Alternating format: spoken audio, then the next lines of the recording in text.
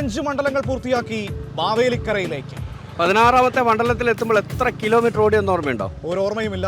Kilometres. പക്ഷെ ഒരു കാര്യം ഓർമ്മയുണ്ട്, ഈ കണ്ട വഴികളിലെല്ലാം ജനങ്ങളുടെ പൾസ് അറിഞ്ഞാണ് വോട്ട് ഓൺ വീൽസ് യാത്ര ചെയ്തത്. അതുപോലെ നമ്മളിപ്പോൾ മാവേലിക്കരയുടെ പൾസ് അറിയാൻ പോവുകയാണ്. തീർച്ചയായും ആലപ്പുഴയുടെ ഹൃദയഭാഗമാണ് മാവേലിക്കര. ജലാശയങ്ങളും നെൽപ്പാടങ്ങളും അതിരിടുന്ന മണ്ഡലം, കർഷകരുടെ പ്രശ്നങ്ങൾ ചർച്ചയാകുന്ന മണ്ഡലം. തീർച്ചയായും. അപ്പോൾ മാവേലിക്കര ചിന്തിക്കുന്നത് എങ്ങനെ, മാവേലിക്കരയുടെ മനസ്സിൽ എന്താണ് എങ്ങനെ അറിയാം? Vote on wheels.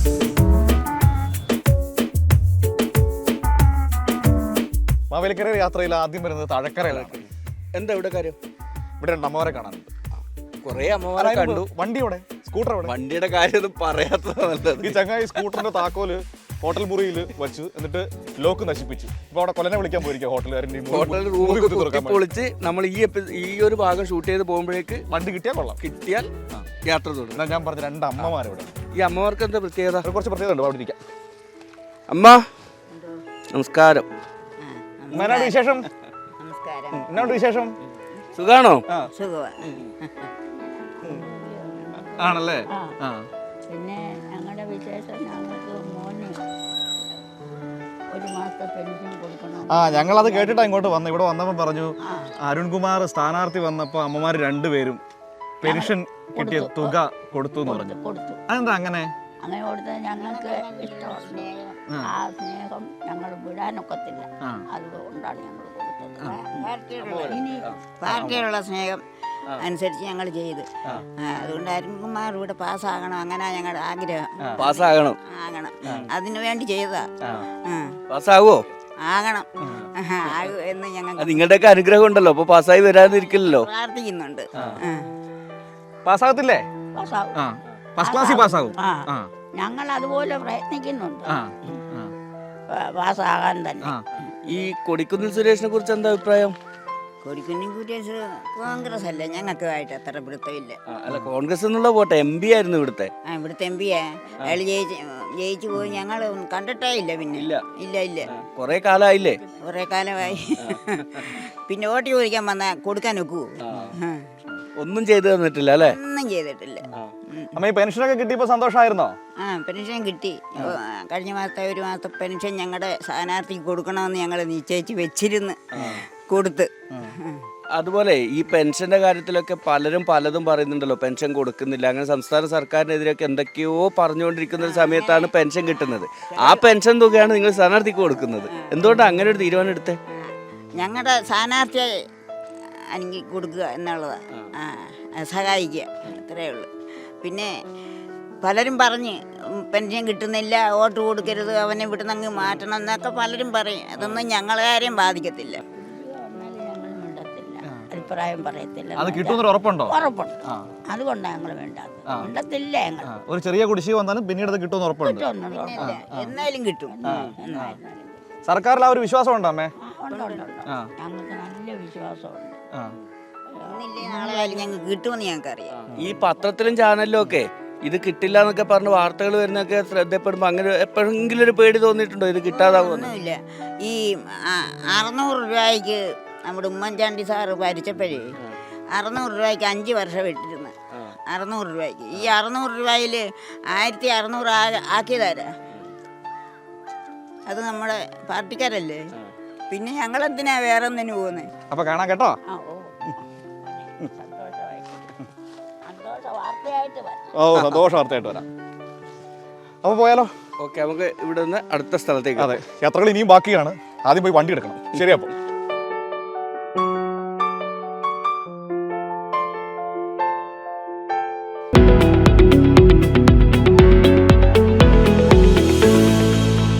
നമ്മളിപ്പോ നിൽക്കുന്ന എവിടെയാണെന്നറിയാവോ? ചെങ്ങന്നൂരാണ് എത്തിയിട്ടുള്ളത്. അതെ, മാവേലിക്കര ലോക്സഭാ മണ്ഡലത്തിന്റെ ഭാഗമായ ചെങ്ങന്നൂർ നിയമസഭാ മണ്ഡലം. നമ്മൾ ഈ നിൽക്കുന്ന പ്രദേശത്തിന് ഒരു പ്രത്യേകതയുണ്ട്. അതായത് 2018 വലിയ വെള്ളപ്പൊക്കം വന്നില്ലേ, അന്ന് ഇവിടെ എല്ലാം മൂടിപ്പോയ സ്ഥലങ്ങളായിരുന്നു. അതായത് ഈ പ്രദേശത്തുള്ള വീടുകളൊക്കെ മൂടിപ്പോയി.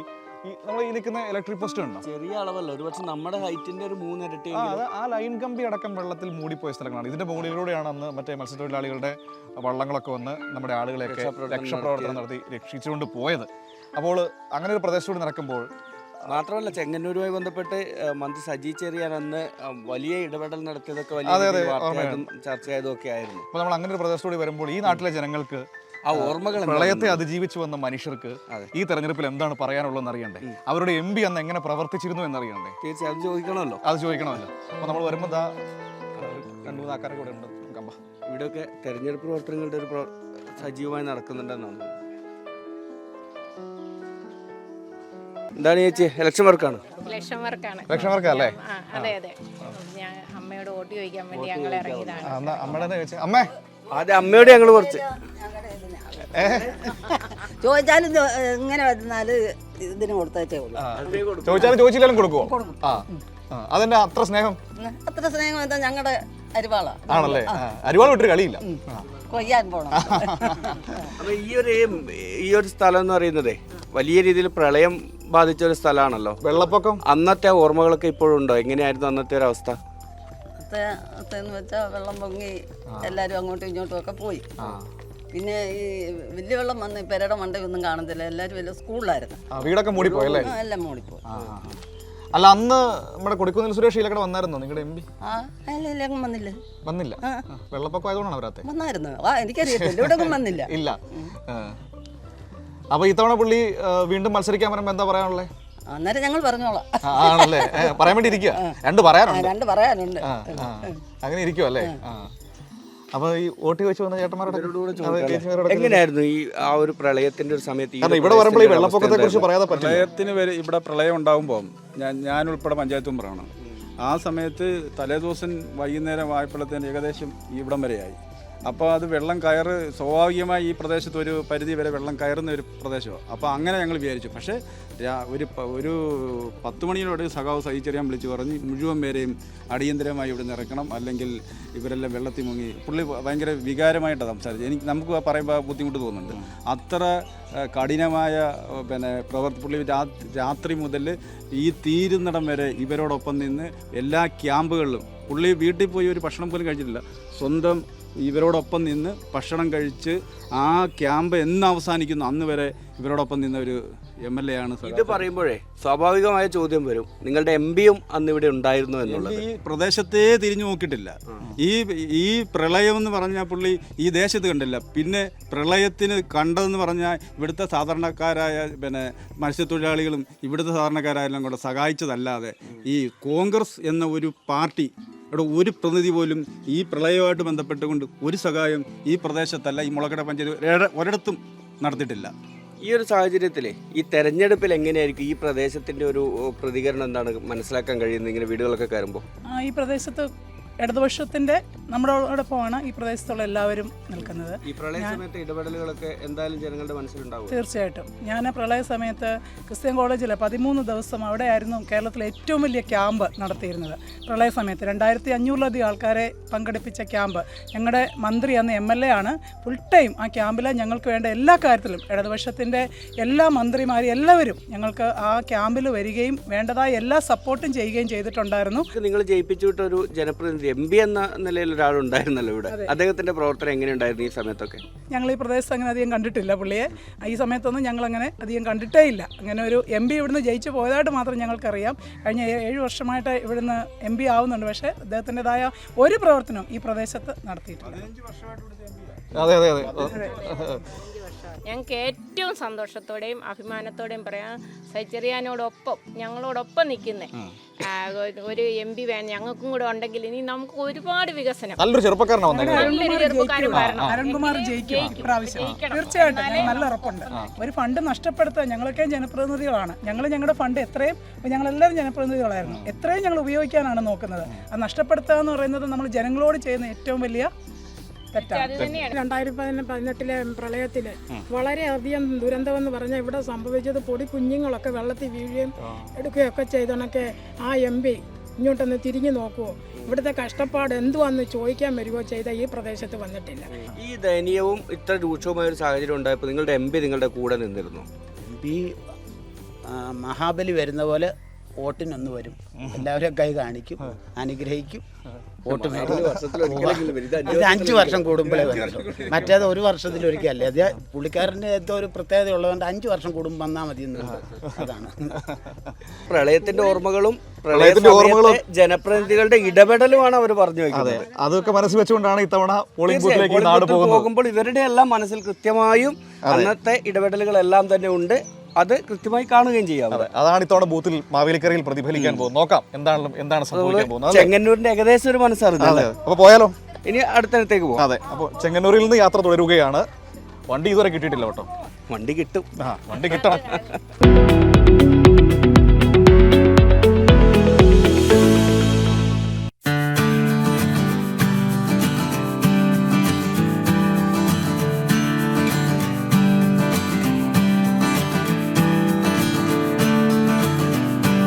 വള്ളംകളിയുടെ നാടാണ് ആലപ്പുഴ. അതെ, ആലപ്പുഴയിലൂടെ കടന്നു പോകുമ്പോൾ വള്ളംകളിയെ കുറിച്ചും ചുണ്ടൻ വള്ളങ്ങളെ കുറിച്ചും പറയാതെ കടന്നു പോകാൻ വയ്യ. പക്ഷെ ഇതിപ്പോ പറഞ്ഞു പോകുന്നതല്ല, ഒരു പുതിയ ചുണ്ടന്റെ പിറവിക്ക് കൂടിയാണ് നമ്മൾ സാക്ഷ്യം. വളരെ അപ്രതീക്ഷിതമായി കിട്ടിയ ഒരു കാഴ്ചയായിരുന്നു ഒരു ചുണ്ടൻ വെള്ളം ഇങ്ങനെ പണിതെടുക്കുന്ന ഒരു മനോഹരമായ കാഴ്ച അല്ലേ. നീറ്റിലേക്ക് ഇറങ്ങുന്നതിന് മുമ്പുള്ള പണികളൊക്കെ അവസാനപ്പെട്ട പണികളൊക്കെ നടന്നുകൊണ്ടിരിക്കുകയാണ്. കൂട്ടായ്മയുടെ ഭാഗമായി മറ്റൊരു ചുണ്ടൻ കൂടി നീറ്റിലേക്ക് ഇറങ്ങാൻ ഒരു അതെ അതെ ഇനി നെഹ്റു ട്രോഫിയിലൊക്കെ നമുക്ക് കാണണം ഈ ചുണ്ടനെ കുറിച്ച് പറയുന്നത് അല്ലേ. അപ്പൊ നമുക്ക് ഇതിന്റെ വിശേഷങ്ങൾ കൂടി ചോദിച്ചാലോ? അതെ അതെ, ഇവിടെ ഇതിന്റെ ആളുകളൊക്കെ ഉണ്ട്. ഞങ്ങൾ തുടങ്ങിയിട്ട് 23 ജൂലൈയിലായിരുന്നു ഞങ്ങൾ ഇതിന്റെ ഉളികുത്തൽ നടന്നത്. ആദ്യ ചടങ്ങാണ് ഉളികുത്തൽ. ആദ്യത്തെ ചടങ്ങ് ഉളികുത്തലല്ല, അതിന് മുമ്പ് തടി കാണാൻ പോയി തടിയൊക്കെ എടുത്തു. പൊൻകുന്നം, കാഞ്ഞിരപ്പള്ളി തുടങ്ങിയ പ്രദേശങ്ങളിൽ നിന്നാണ് ഇവിടെ ഇതിനാവശ്യമായ തടി കൊണ്ടുവന്നത്. ഏതാണ്ട് 800 ക്യൂബിക് അടി ആഞ്ഞിലി തടിയാണ് ഇതിന്. അത് പൂർണ്ണമായും ആഞ്ഞിലി. അത് 55-60 അടി നീളമുള്ള ആഞ്ഞിലി, ഏതാണ്ട് 160 ഇഞ്ച് വണ്ണമൊക്കെ ഉള്ള വലിയ ആഞ്ഞിലി. ഇത് എത്ര പേർക്ക് ഇരിക്കാൻ കഴിയും നമ്മളിത് നീറ്റിലിറക്കി കഴിയുമ്പോൾ? 81 തൊട്ട് 83 തൊഴിച്ചിക്കാര്, 5 അമരക്കാര്, പിന്നെ 7 താളക്കാര്, അങ്ങനെയാണ് ഇതിന്റെ ഒരു ഘടന. ഒരു 100-നടുത്ത് ആളുകൾക്ക് ഇരിക്കാൻ പറ്റും അല്ലേ? എങ്ങനെയായിരുന്നു ഇതിന്റെ ഒരു ധനസമാഹരണം കാര്യങ്ങളൊക്കെ എങ്ങനെയായിരുന്നു? ആരൊക്കെയാണ് ഇതിന്റെ ഉടമകളായി വരാൻ പോകുന്നത്? നാട്ടിലെ എല്ലാവരും ഇതിന്റെ ഉടമകളാണ്. കരയുടെ സ്വന്തം അല്ലേ? കരയുടെ സ്വന്തമാണ്. എല്ലാ കുടുംബത്തിൽ നിന്നും മിനിമം 5000 രൂപയാണ് അതിൻ്റെ ഒരു ഷെയർ. അത് കൂടുതൽ ഒത്തിരി ആൾക്കാരുണ്ട്. 2 ലക്ഷം, 3 ലക്ഷം, 10 ലക്ഷം രൂപയൊക്കെ തന്ന ഒത്തിരി പ്രവാസികളാണ് ഏറ്റവും കൂടുതൽ സഹായിച്ചത്. ഇവിടെ സാധാരണപ്പെട്ട കർഷകത്തൊഴിലാളികളും കർഷകരുമാണ് ഇവിടെ. അവർക്ക് അവരിൽ നിന്ന് അത്രയൊന്നും വലിയ എങ്കിലും അവർ അവരുടേതായ രീതിയിൽ തന്നിട്ടുണ്ട്. അതുകൊണ്ടാണ് ഞങ്ങൾക്ക് ഇത്രയും ഫാസ്റ്റായിട്ട് നടത്താൻ പറ്റും. ഈ വള്ളം നിർമ്മിതിക്കാൾ ഉപരി ഇനി ഇത് കളിക്കാനിറങ്ങുന്നതിൻ്റെ ടീമിനോട് ഒപ്പിക്കുന്നതാണ് വലിയൊരു വലിയൊരു തുകയാണ് അവർക്ക് വെച്ചിരിക്കുന്നത്. എന്നാലും നമ്മളത് ആദ്യം ഇറക്കുന്നതുകൊണ്ട് ആദ്യത്തെ മത്സരത്തിൽ തന്നെ കപ്പടിച്ചില്ലെങ്കിലും ആദ്യം പ്രകടനം നടക്കണം എന്നുള്ളതാണ് എല്ലാവരുടെ ആഗ്രഹം. അപ്പൊ അതിനുള്ള ഇത്തവണത്തെ ട്രോഫിയിൽ നമ്മൾ ഇറക്കുമോ? തീർച്ചയായിട്ടും. എപ്പോഴാണ് നമ്മൾ നീറ്റിലിറക്കാൻ പ്ലാൻ ചെയ്തിരിക്കുന്നത്? ഞങ്ങൾ അടുത്ത മാസം ആദ്യവാരം ഇറക്കണമെന്നൊക്കെയാണ്. ഇനി ഏതായാലും ഒരു ജലരാജാവിനെ കൂടി കാണാൻ കഴിയുമല്ലോ. ഇടയ്ക്കിടെ ഈ ഒരു പേര് കൂടി നമുക്ക് വിളിച്ച് പറയാൻ സാധിക്കുന്ന ഒരു സാഹചര്യം. പ്രത്യേകത ഇത് ഞങ്ങൾക്ക് ഹൈപ്പ് കിട്ടിയെന്ന് വെച്ചാൽ സാധാരണ വെള്ളം നിർമ്മിക്കുന്ന മാലിപ്പുര എന്ന് പറയും. അവിടെ സ്ത്രീകളെ പ്രവേശനമില്ല. പക്ഷെ ഞങ്ങളത് തിരുത്തൊക്കെ വെച്ച് സ്ത്രീകളെ കയറ്റി തന്നെയാണ് ഇതിന്റെ വിപ്ലവകരമായ അങ്ങനെ ഒരു വലിയ ആലോചന ഞങ്ങളോട് ആവശ്യപ്പെട്ടു. അങ്ങനെ ഒരു ലിംഗവ്യത്യാസം ഒന്നും വേണ്ടെന്ന് ഞങ്ങൾ തീരുമാനിച്ചു. അതൊരു മാതൃകാപരമായ തീരുമാനമാണ്. പുരോഗമനപരമായ ഒരു സമൂഹത്തില് ഇതുപോലുള്ള അതിനൊരു വലിയ അഭിനന്ദനമുണ്ട് കേട്ടോ. അതിൽ ഞങ്ങളുടെ ചച്ചൻ സാബുആശാരി അതിന് പൂർണ്ണ പിന്തുണ നൽകി. പുള്ളിയും പറഞ്ഞു, പുള്ളിക്ക് പ്രശ്ന സമിതി എടുക്കുന്ന തീരുമാനത്തിനോട് പുള്ളി യോജിച്ചു. പുള്ളിയുടെ കൂടെ അനുവാദത്തോടു കൂടി സ്ത്രീകളെ ഞങ്ങളുടെ ഷെയർ ഹോൾഡേഴ്സിൽ സ്ത്രീകളുണ്ട്. അപ്പൊ ഒരുപാട് സന്തോഷം. നാടിനൊപ്പം ഒരു വള്ളപ്പാട് അകലെ മുന്നിലാണ്, ഇപ്പോൾ തന്നെ മുന്നിലാണ്. അപ്പൊ ഇനി കപ്പടിച്ച് കഴിഞ്ഞിട്ട് ഞങ്ങളൊരു വരവുണ്ട്. തീർച്ചയായും നമുക്ക് ഒന്നര കാണണമെന്ന്. കപ്പടിക്കുന്നതിന് മുമ്പ് വെള്ളം നീറ്റിലിറക്കുമ്പോൾ നിങ്ങളെ ക്ഷണിക്കുന്നു. എന്നിട്ട് നമുക്കൊന്ന് അടിച്ച് പൊളിക്കാം. അപ്പൊ പോട്ടെ. അപ്പൊ സന്തോഷം. നിങ്ങളുടെ ഉദ്യോഗത്തിന് എല്ലാവിധ ഭാവങ്ങളും. Thank you. പോവാല്ലേ? ഏതായാലും വളരെ വ്യത്യസ്തമായ ഒരു കാഴ്ച കണ്ടു. മാത്രമല്ല അതിന്റെ അവസാനത്തെ ആ ഒരു സർപ്രൈസ് അതെനിക്ക് വല്ലാതെ ഇഷ്ടപ്പെട്ടു. മാറ്റി നിർത്തപ്പെടുന്നിടത്തേക്ക് സ്ത്രീകളെ കൊണ്ടുവന്നുകൂടി അങ്ങനെ ഒരു പുരോഗമന കേരളത്തിന്റെ ഒരു കാഴ്ച കൂടി കണ്ടുകൊണ്ട് നമുക്ക് ഇവിടെ നിന്ന് അടുത്ത ഇടത്തേക്ക് പോകാം അല്ലേ? ശരി, പോവാം.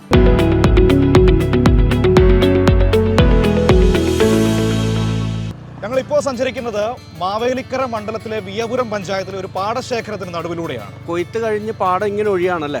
നല്ല പുന്നലിന്റെ മണമൊക്കെ വരുന്നുണ്ട്. ദൂരെ കൊയ്ത്ത് നടക്കുകയും ചെയ്യുന്നു. അതെ. ഞങ്ങൾ ഇതിലെ പോകാനുള്ള കാരണം, ഒന്ന് നമ്മൾ ഇലക്ഷൻ വിശേഷങ്ങൾ അറിയണം. മറ്റൊന്ന് നെല്ല് സംഭരണം കൃത്യമായിട്ട് നടക്കുന്നില്ല, കർഷകർക്ക് പണം കിട്ടുന്നില്ല എന്നാണ് മാധ്യമങ്ങളും പ്രതിപക്ഷവും പറയുന്നത്. അപ്പോൾ നമുക്ക് അതിന്റെ വസ്തുത കൂടി അറിയണ്ടേ? തീർച്ചയായും അതുകൂടി അറിഞ്ഞു വേണം ഈ യാത്ര പൂർണ്ണമാകണമെങ്കിൽ. അങ്ങനെ തന്നെ വേണം. അപ്പോൾ ശരി, പോയാലോ? അങ്ങനെ പോകും. നേരെ നെല്ല് സംഭരണ കേന്ദ്രത്തിൽ.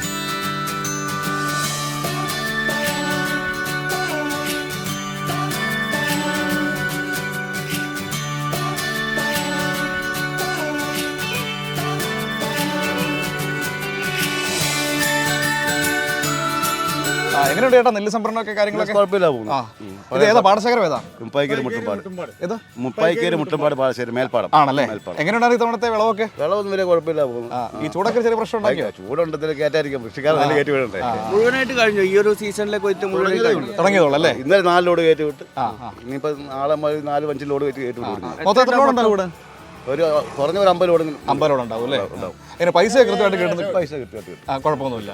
നേരത്തെ ഈ നെല്ലിന്റെ സംഭരണത്തിന് പൈസയുടെ കഴിഞ്ഞ പ്രാവശ്യം കുഴപ്പമുണ്ടായിരുന്നു, അത് നമ്മുടെ മന്ത്രി ഇടപെട്ട് മാറ്റി. ഈ പ്രാവശ്യം നേരത്തെ കിട്ടുമെന്നാ പറയുന്നത്. ഇതിനകത്ത് വേറൊരു ചെറിയ കഥയുണ്ട്. ഈ കേന്ദ്ര സർക്കാർ പൈസ തരാതിരിക്കുന്ന ഒരു സാഹചര്യമുണ്ട് ഈ വിഷയത്തിൽ നെല്ല് സംഭരണം. നമ്മളതിനെക്കുറിച്ച് അവരോട് നമ്മളെ മാധ്യമങ്ങളൊക്കെ നമ്മൾ പറയുന്നുണ്ട്, കേന്ദ്ര സർക്കാരിന്റെ വിഹിതം നമുക്ക് തരുന്നില്ല.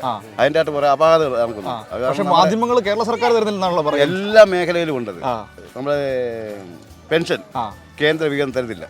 അങ്ങനെ എല്ലാ മേഖലയും കേന്ദ്രത്തിന്റെ വിഹിതം തന്നാൽ നമ്മുടെ കേരള സർക്കാർ നല്ല രീതിയിൽ പോകും. ഇതൊരു കർഷകൻ ചേട്ടൻ കൂടെ. ചേട്ടൻ ഇവിടെ പാടശേഖരത്തിൽ പാടമുണ്ടോ? അതെ കൃഷിയുണ്ട്. ഉണ്ടോ? എങ്ങനെ പോകുന്ന കാര്യങ്ങളൊക്കെ? കുഴപ്പമില്ല, ഈ പ്രാവശ്യം നല്ല രീതിയിൽ പോകുന്നുണ്ട്. പൈസ കൃത്യമായിട്ട് കിട്ടിയിരുന്നോ? കഴിഞ്ഞ വർഷങ്ങളിലൊക്കെ പൈസ നമുക്ക് താമസിച്ചാണ് കിട്ടിയത്. കിട്ടി. ഇതിനിടയിലേ എന്താണ് ഇവിടുത്തെ ഇലക്ഷൻ ചൂട് നന്നായിട്ട് നടക്കുന്നുണ്ട്. നമ്മുടെ പുറത്ത് നല്ല ചൂട്, അതുപോലെ ഇലക്ഷൻ ചൂട് നല്ല ചൂട്. എങ്ങനെയുണ്ട് മാവേലിക്കരയിൽ? മാവേലിക്കരയിലെ എന്തോ പറയുന്നത്, പൊതുവായിട്ട് സാഹചര്യം അനുസരിച്ചാൽ നമ്മൾ അൽകുമാർ ജയിക്കാനുള്ള ചാൻസ് ഉണ്ട്. കാരണം മുൻപിൽ ചെമ്പി ചെയ്തതനുസരിച്ച് കുട്ടനാട് പാക്കേജ് വരെ തകർത്തത് കൊടിക്കുന്നിൽ സുരേഷാണ്. ആ ഒരു കാര്യം നമ്മൾ കുട്ടനാട്ടുകാർ ചെയ്യും. അങ്ങനെ കൊടിക്കുന്നിൽ സുരേഷിന്റെ പ്രവർത്തനം അങ്ങനെയായിരുന്നു കഴിഞ്ഞ പ്രാവശ്യം. ഒറ്റക്കാര്യം ചോദിക്കട്ടെ, ഇപ്പോൾ നമ്മൾ ഈ നെല്ലിന്റെ പൈസയുടെ കാര്യം പറഞ്ഞല്ലോ, അതിൽ കേന്ദ്ര വിഹിതം കിട്ടുന്നില്ല എന്ന് ചേട്ടൻ നേരത്തെ പറഞ്ഞുണ്ട്. MP അതിനുവേണ്ടി എന്തെങ്കിലും സംസാരിച്ചു? ഒന്നും സംസാരിച്ചിട്ടില്ല. കേന്ദ്ര സർക്കാരിനോട് ഈ നമ്മുടെ MP 1 ലക്ഷം വേണ്ടിയിട്ടില്ല. 1.5 കോടി രൂപയാണ് പുള്ളി ലാപ്സായി കളഞ്ഞു കൊടിക്കുന്നിൽ സുരേഷ്.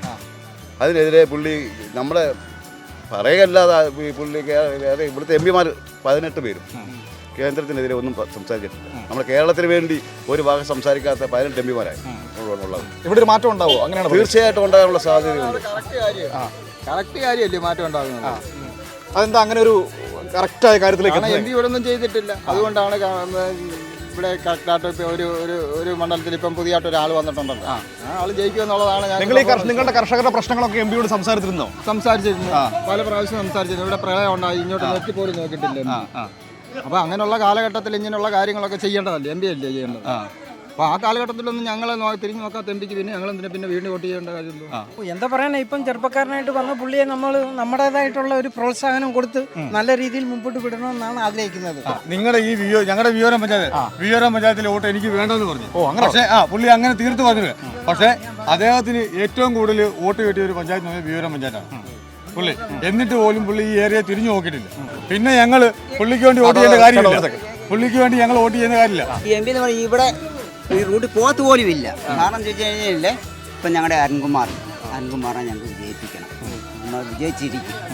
അത് ഉറപ്പാണോ? ഉറപ്പാ. അപ്പോൾ യാത്രക്കിടയിൽ അപ്രതീക്ഷിതമായി കിട്ടിയ ഒരു കാഴ്ചയായിരുന്നു. ശക്തമായ പ്രതികരണങ്ങളും ഉണ്ട്. അതെ, അതിലൊരു ഏറ്റവും സന്തോഷം എന്ന കാര്യം അവർക്കൊക്കെ പൈസ കൃത്യമായിട്ട് കിട്ടിയിട്ടുണ്ട് എന്ന് തന്നെയാണ് എന്ന് പറഞ്ഞതാണ്. കാരണം കേന്ദ്ര സർക്കാരിന്റെ കയ്യിൽ നിന്ന് ആ പണം കൊടുക്കാതിരുന്നിട്ടും സംസ്ഥാന സർക്കാർ അത് കൃത്യമായ രീതിയിൽ കർഷകരിലേക്ക് എത്തിച്ചു എന്നത് സന്തോഷം നൽകുന്ന കാര്യം. ആ സന്തോഷം അവർ പങ്കുവെക്കുകയും ചെയ്തു. നമുക്കപ്പോൾ യാത്ര നമുക്ക് പോകാം.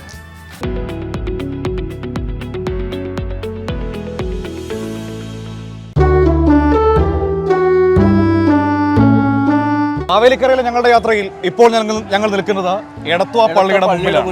ഇവിടെ പ്രധാനപ്പെട്ട തീർത്ഥാടന കേന്ദ്രമാണ്. നല്ല സുന്ദരമായ ഒരു കാഴ്ചയാണ്.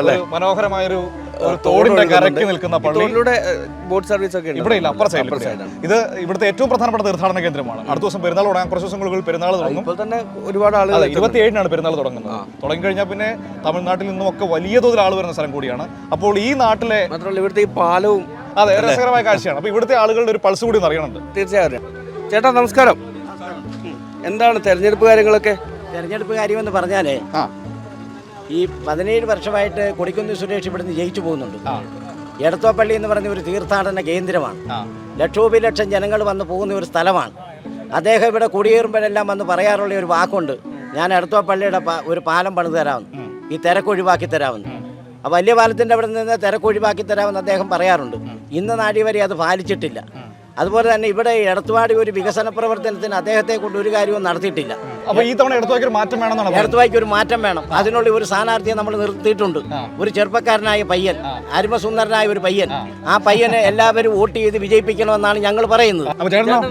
എനിക്ക് പറയാനുള്ള ഇപ്പൊ ഈ അടുത്ത കാലത്തായിട്ട് ഈ ഒരു വർഷത്തിനകം അവിടെ ഒരു പോസ്റ്റ് ഓഫീസിന് അന്ന് അവിടെ എഴുതി വെച്ച് 75 ലക്ഷം രൂപയാണ് അതിന്റെ അടങ്കൽ തുകയെന്ന്. പോസ്റ്റ് ഓഫീസ് അവിടെ പോസ്റ്റ് ഓഫീസ് ഇപ്പൊ പണിതിട്ടുണ്ട് ഒരു കോഴിക്കോട് പോലെ. അവിടെ ചെന്ന് നോക്കിക്കഴിഞ്ഞാൽ അറിയാം അത് 75 ലക്ഷം രൂപയാണോ മുടക്കിയിരിക്കുന്നത്. അവിടെ ഈയിടെ അവിടെ മതിൽ ആ പെട്ടിയ മതിൽ ഇടിഞ്ഞു പോയിട്ട് ഇപ്പൊ അവിടെ ഞങ്ങളിപ്പോൾ അവിടെ അടുത്തൊരു വീട്ടിൽ ചെന്നപ്പോൾ അവിടെ അമ്മച്ച് പറയും അതാണ്ട് ഇപ്പൊ ഇടിഞ്ഞുകൊണ്ടിരിക്കുക. ഇപ്പൊ അവർ പൊളിച്ച് അവിടെ കെട്ടുവാണ്. നിങ്ങളുടെ MP 6.5 കോടി രൂപ ഫണ്ടിൽ നിന്ന് കളഞ്ഞ ആളാണ്, അതായത് ചെലവഴിക്കാതിട്ട ആളാണ്. എന്താ പറയാ അതിനെപ്പറ്റി? അത് വളരെ മോശമായി. ഈ എടത്തുവായ്ക്ക് വേണ്ടി ഒരു വകയും ചെയ്തിട്ടില്ല. കൊടിക്കുന്നിൽ സുരേഷിനോട് ഒരുപാട് ചോദ്യങ്ങൾ നിങ്ങൾക്ക് ചോദിക്കാനുണ്ട്. ഉണ്ട്.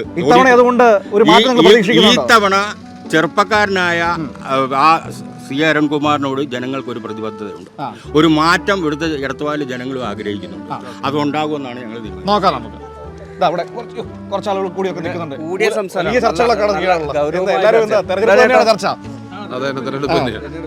എങ്ങനെയാണ് ഈ തെരഞ്ഞെടുപ്പിലെ ഇവിടുത്തെ ഒരു ട്രെൻഡ് എങ്ങനെയാണ്, പൾസ് എങ്ങനെയാണ്?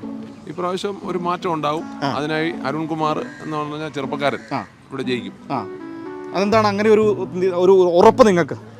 ഇവിടുത്തെ മുൻ MP എന്നെ സംബന്ധിച്ച് പറയുമ്പോൾ 15 വർഷം ഇവിടെ MP ആയിരുന്ന കൊടിക്കുന്നിൽ സുരേഷ് എടത്തുവായെ സംബന്ധിച്ചോ അല്ലെങ്കിൽ തൊട്ടടുത്ത പ്രദേശങ്ങളിലൊന്നും തന്നെ ഒരു വികസന പ്രവർത്തനം ഒന്നും തന്നെ നടത്തിയിട്ടില്ല. ഒരു വലിയ ജനവികാരം അദ്ദേഹത്തിനെതിരെ ഉണ്ട്. കൂടാതെ എടത്തുവായുടെ ഒരു വലിയൊരു സ്വപ്നമായിരുന്നു, എടത്തുവ നിവാസികളുടെ വലിയൊരു സ്വപ്നമായിരുന്നു എടത്തുവ പെരുന്നാളോടനുബന്ധിച്ച് തീർത്ഥാടകരായിട്ടുള്ള പലരും ഇവിടെ വരുന്നത് വലിയ പാലത്തേലാണ്. ആരുടെയും പ്രേരണയാലല്ലാതെ തന്നെയാണ് അന്ന് ജയിച്ചു വന്ന MP കൊടിക്കുന്നിൽ സുരേഷ് ഇവിടെ പറഞ്ഞത് ഈ വലിയ പാലത്തിൽ ഒരു നടപ്പാലം സ്ഥാപിക്കും എന്ന് പറഞ്ഞു. എടത്തോ പട്ടണത്തിൽ വന്ന് നിന്നോട് പറഞ്ഞു. ആദ്യം ജയിച്ച വർഷം വന്ന് പറഞ്ഞു. അന്ന് ബഹുമാനപ്പെട്ട എടത്തോ പള്ളി വികാരിയച്ഛനെയൊക്കെ കണ്ട് കാര്യങ്ങളെല്ലാം സംസാരിച്ചിട്ടാണ് അദ്ദേഹം എടത്തോ നിവാസികൾക്ക് ഒരു ഉറപ്പ് കൊടുത്തത്. ഇതുവരെ അത് യാഥാർത്ഥ്യമാകുമോ? 2009 പറയുന്നത്. മൂന്നാമത്തെ ടേൺ ഇങ്ങനെ ഞങ്ങളെ കളിപ്പിക്കാൻ വേണ്ടി തന്നെ ഇറങ്ങിയിരിക്കുകയാണ്. LDP തന്നെ ജയിക്കണം. അങ്ങനെ ഈ ഇവിടെ ഇടത്തുവാ തന്നെ ഒരു മാറ്റം ഉണ്ടാകത്തുള്ളൂ. ഈ ഇപ്പം വാഗ്ദാനങ്ങൾ ഇങ്ങനെ പറഞ്ഞുകൊണ്ടേയിരിക്കും. മെയിനായിട്ട് പുള്ളി ഇവിടെ ഉറപ്പിച്ച് പറഞ്ഞു എടത്തുവാ പാലത്തില് കോളേജ് എടത്തുവാ ടച്ച് ചെയ്യുന്ന പാലത്തില് 2 സൈഡിലും നടപ്പാത. കാരണം ബസ്സും ഒരു കാറൂടെ പോയാൽ രണ്ടുകൂടെ ഒന്നിച്ച് പോകത്തില്ല, സൈഡില്ല. അപ്പം നടപ്പാത ഉറപ്പാക്കി പോയ പുള്ളിയെ ഇത്ര നേരമായിട്ട് ഇവിടെ കണ്ടിട്ടില്ല. വർഷം എത്രയായി? ഈ 15 വർഷമായിട്ട് ഈ മാവേലിക്കര പാർലമെൻറ്റ് മണ്ഡലത്തിലെ MP ആയിരുന്നു അദ്ദേഹം.